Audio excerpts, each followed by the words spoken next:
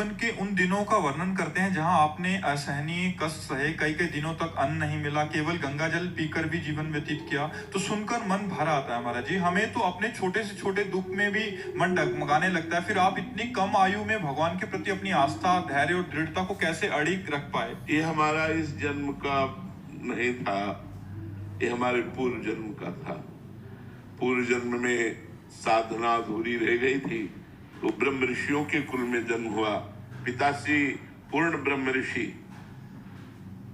अपने गुरुदेव की आराधना के द्वारा एक किसान होते हुए भी गीता जी और रामचरितमानस इनका पाठ करके गुरुदेव की चरण पादुका का चरणामृत लेकर के तभी अन्न जल खाते थे, ऐसे नहीं। और संत महात्मा रहते और रोज शाम के श्रीमद् भागवत की कथा होती।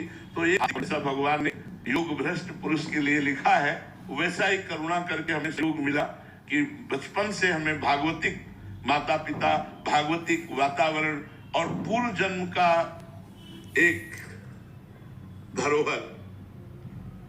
जब मैं कक्षा 8 में था और स्कूल से पढ़ के आता, तो आते ही सबसे पहला कार्य माँ करती, झोला उतार के टांगती, जो बैग होती, तो उसे देख के लगता ये पधारेगी, ये मरेगी, फिर मैं कैसे रहूंगा।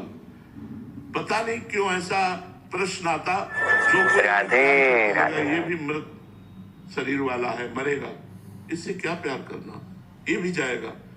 ऐसी उदासीनता बढ़ी कि 9th साइंस साइड पास करके हाई स्कूल में फार्म भी नहीं भरा और भाग पड़े घर से। वो पूर्व जन्म का भजन जो था वो टिकने नहीं दिया, जैसा भगवान ने योग भ्रष्ट पुरुष के लिए लिखा है, वो भगाया। और भागते भागते आज पायो परम विश्राम, सीधा वृंदावन में प्यारे जू के चरणों में विश्राम प्राप्त है।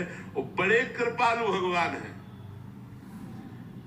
हम लोग तो ऐसे किसी भी खिलौने में राजी हो जाते हैं, खेलने लगते हैं, लेकिन हमारे भगवान रूपी माँ ऐसे कृपालु है, खिलौना छीन लेते हैं, चल